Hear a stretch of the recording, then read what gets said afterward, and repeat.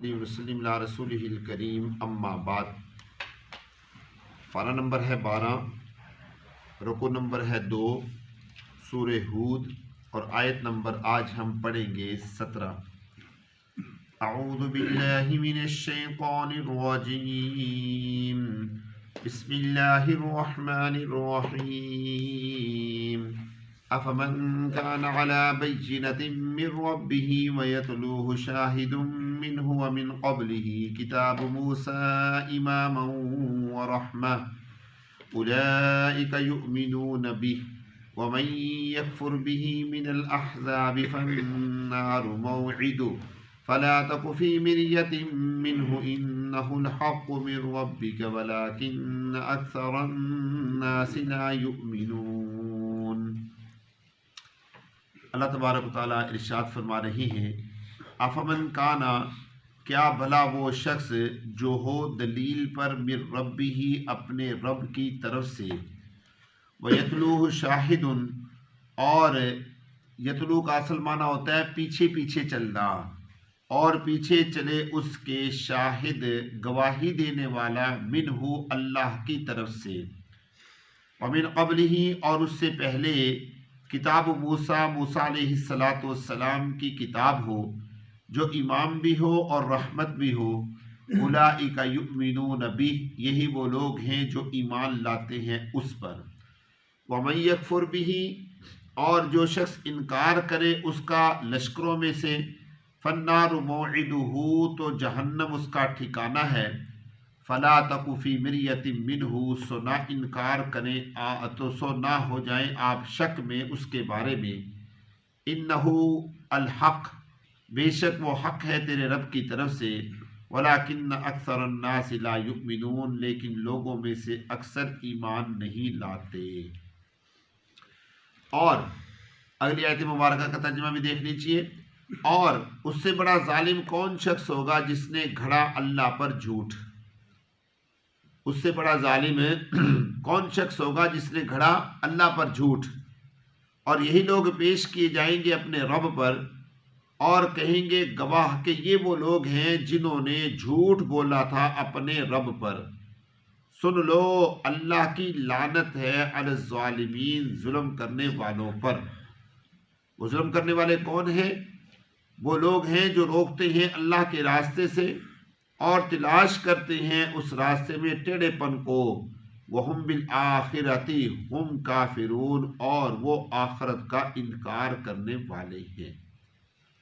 دوستو، یہ مضمون کافی لمبا ہے، آخر تک چلے گا اس رکوع کے، اس لیے یہی سے ترجمہ اختتام کر کے یہیں پر ذرا پچھلی آیت مبارکہ کو سمجھ لیجیے۔ اللہ تبارک تعالیٰ ارشاد فرما رہے ہیں۔ دوستو، آج کی یہ جو آیت ہے بڑے غور طلب ہے، ذرا غور کیجیے گا۔ اللہ فرماتے ہیں، کیا بھلا وہ شخص جو دلیل پر ہے من ربہ، اپنے رب کی طرف سے۔ اس سے مراد کون ہے بھلا؟ اس سے مراد خود رسول اللہ صلی اللہ علیہ وسلم ہے، کہ جنہیں اللہ تبارک و تعالیٰ نے ہدایت عطا فرمائی، دین عطا کیا، نبوت عطا فرمائی، دین کی سمجھ عطا فرمائی، دین کا فہم عطا کیا، اور یہ تمام تر چیزیں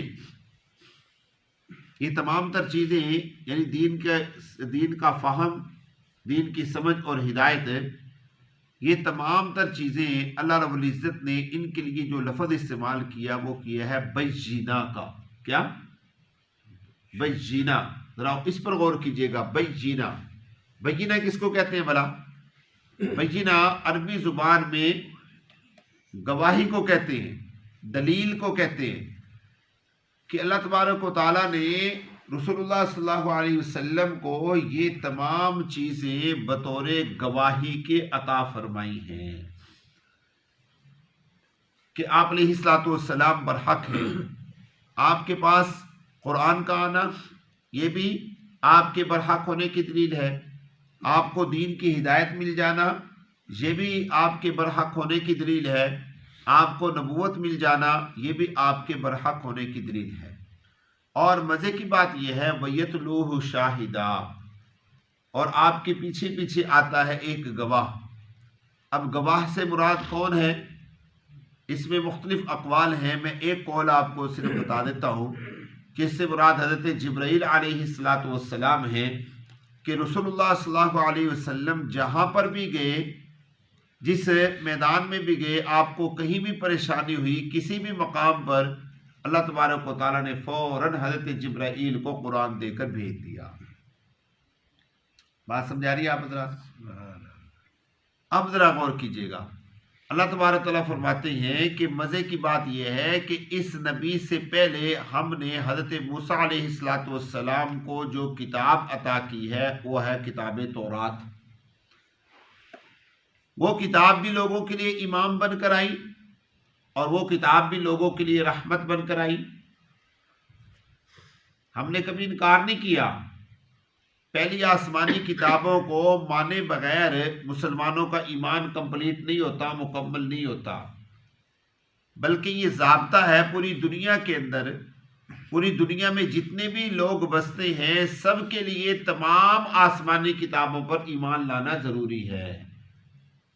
اگر کوئی شخص پہلی 3 کتابوں پر ایمان لاتا ہے اور قرآن پر ایمان نہیں لاتا تو وہ بھی مسلمان نہیں ہے، اور اگر کوئی شخص قرآن پر ایمان لاتا ہے اور پہلی 3 کتابوں پر ایمان نہیں لاتا تو وہ بھی مسلمان نہیں ہے، کیونکہ اللہ تبارک و تعالیٰ نے رسول اللہ صلی اللہ علیہ وسلم کی پیشین گوئی کے لیے تورات کو منتخب فرمایا، زبور کو منتخب فرمایا، انجیل کو منتخب فرمایا، اور ان کتابوں کے اندر پیارے پیغمبر کا باقاعدہ نام لے کر تذکرہ کیا گیا کہ یہ آخری نبی ہوں گے جن کا نام کیا ہوگا؟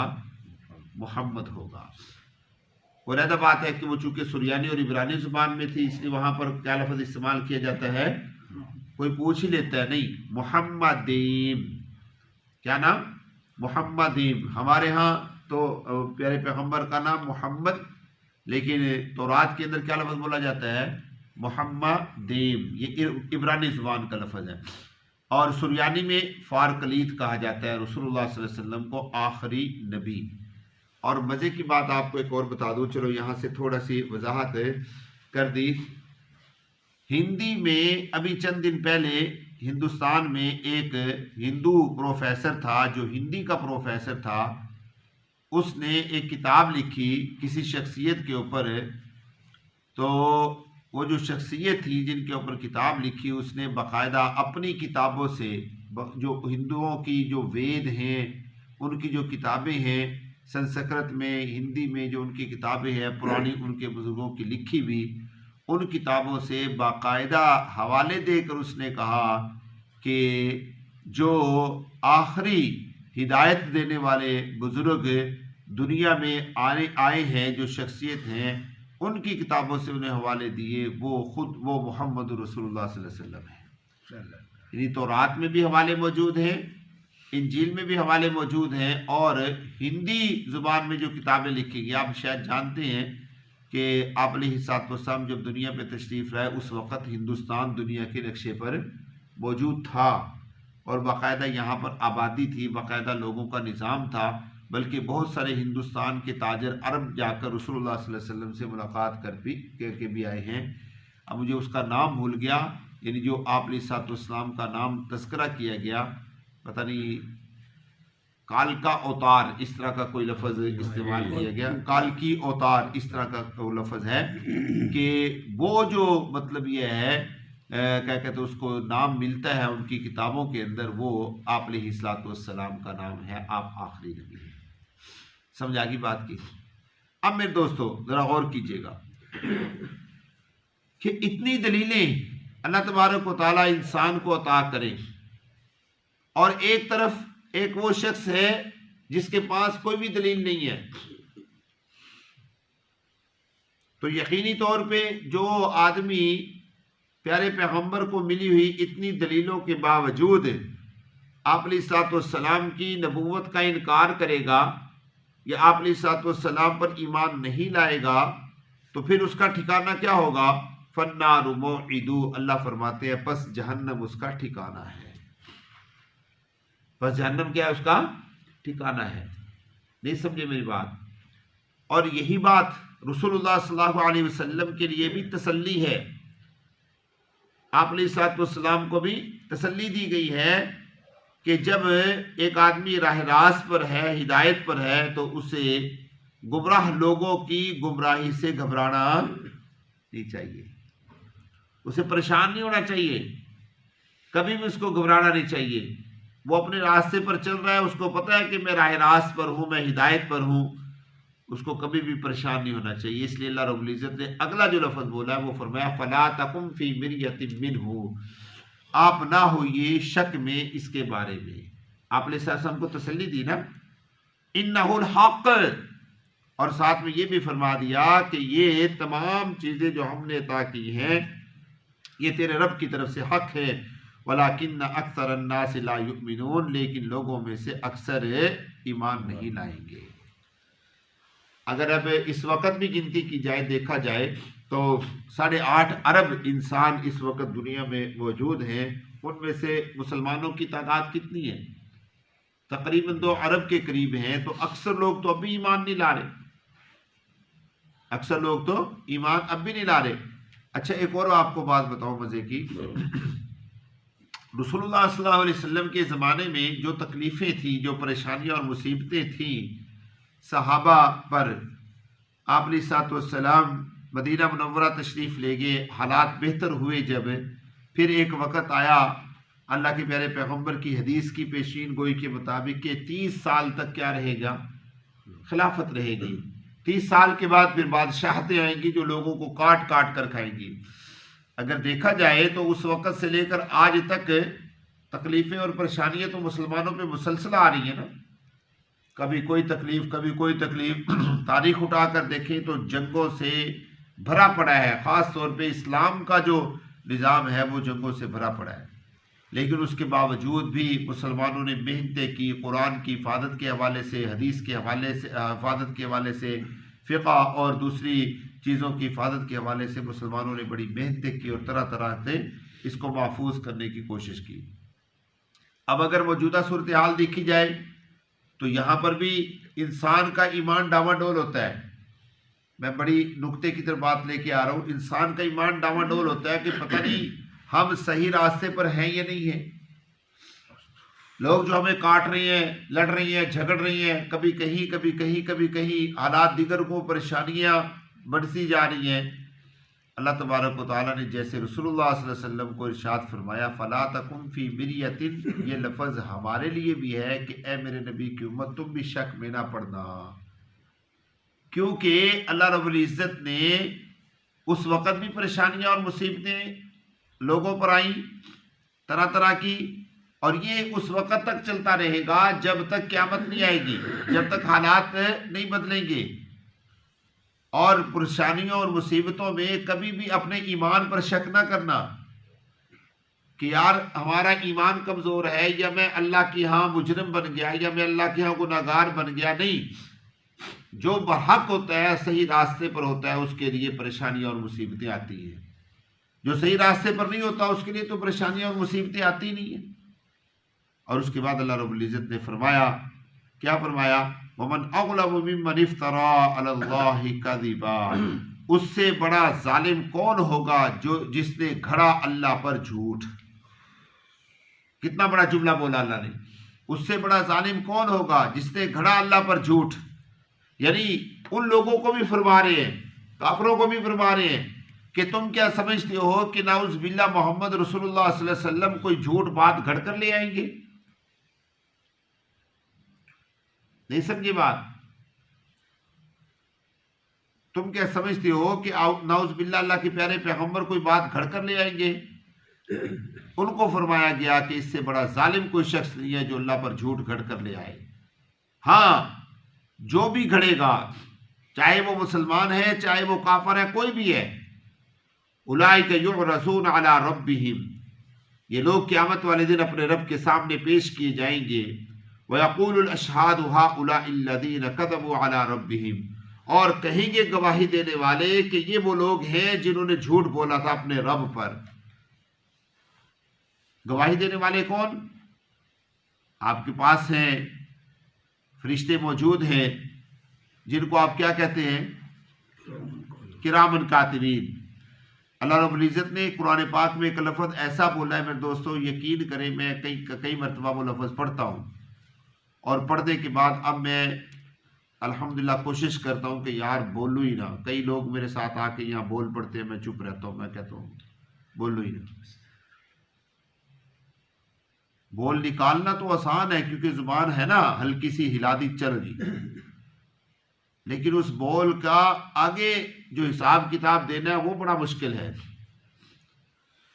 اللہ قرآن میں فرماتے ہیں ما یلفظ من قول الا لدیہ رقیب عتید، تمہاری زبان سے جو لفظ ٹپکتا ہے نا، ٹپکتا ہے، گرتا ہے، اللہ فرماتے ہیں کہ اس لفظ کے پاس بھی ہم نے ایک فرشتہ بٹھایا ہوا ہے۔ تمہاری زبان سے ہم تو ہنس کے بول دیتے ہیں نا، لیکن اللہ فرماتے ہیں کہ تمہاری زبان، یہ قرآن میں ہے، میں تو نہیں کہہ رہا، ما یلفظ من قول الا لدیہ رقیب عتید، اور مضبوط فرشتہ، عتید کا معنی ہوتا ہے مضبوط فرشتہ، کبھی اس کو اونگ تک نہیں آئی، وہ جاگ رہا ہے ہر وقت تمہارے ایک ایک لفظ کے گرنے کے اوپر، اس کو محفوظ کر لیتا ہے۔ کیوں جی ایسی ہے ترجمہ اس کا، سمجھے؟ تو اس لیے ہم جو کچھ بھی بولتے ہیں ہم نے اس کا حساب کتاب دینا ہے، ایک ایک لفظ کا حساب کتاب دینا ہے، اور پتہ نہیں کون سا لفظ کس وقت انسان کے اس کے اندر آ جائے، پکڑ کے اندر آ جائے۔ اب کل جو بات ہوئی میں آپ کو اس کی تھوڑی سی وضاحت کر دوں کہ ہاتھوں کی لکیروں کے اوپر میں نے جمعے کا بیان کیا، بھی ہاتھوں کی لکیروں پر یقین نہیں کرنا چاہیے۔ تو وہ بزرگ آئے عصر کی نماز کے بعد کہنے لگے کہ وہ نجومیوں نے بھی تو موسیٰ علیہ السلام کو بتا دیا تھا، فرعون کو بتا دیا تھا کہ تیری اس میں ایک بچہ پیدا ہوگا جو تیری حکم۔ تو میں نے ان سے کہا، میں کہا بزرگوں وہ کافر تھے، ان کا عقیدہ تھا ہم مسلمان ہیں۔ اب وہ آگے سے غصے میں آ گئے، کہنے لگے اہل سنت والجماعت کا عقیدہ تو ہے نہ کہ ہاتھ کی لکیریں ٹھیک ہوتی ہیں، جائز ہوتی ہیں۔ تو میں وہاں پھر چپ ہو گیا، میں نے کہا جب ان کے ساتھ بحث کرنے کا۔ اب حیرانگی یہ ہوتی ہے کہ اللہ کے نبی صلی اللہ علیہ وسلم اس کو کفر فرما رہے ہیں، اور کتنے مسلمان ہیں بیچارے جو اس کام میں لگے ہوئے، اور ہمیں پتہ بھی نہیں ہے۔ میں کل حقیقت ہے مسجد میں بیٹھا، میں آدھا گھنٹہ یہاں کانپتا رہا بیٹھ کے، میں کہا یار اللہ کے نبی نے یہ جو جملہ ارشاد فرمایا نا کہ لوگوں کو پتہ بھی نہیں چلے گا وہ کافر ہو جائیں گے، یہ جملہ بڑا خطرناک فرما دیا حضور نے۔ کیوں جی ڈاکٹر صاحب؟ یہ جملہ بڑا عجیب ہو گیا کہ ہمیں پتہ بھی نہیں ہوگا ہم کافر ہوں گے۔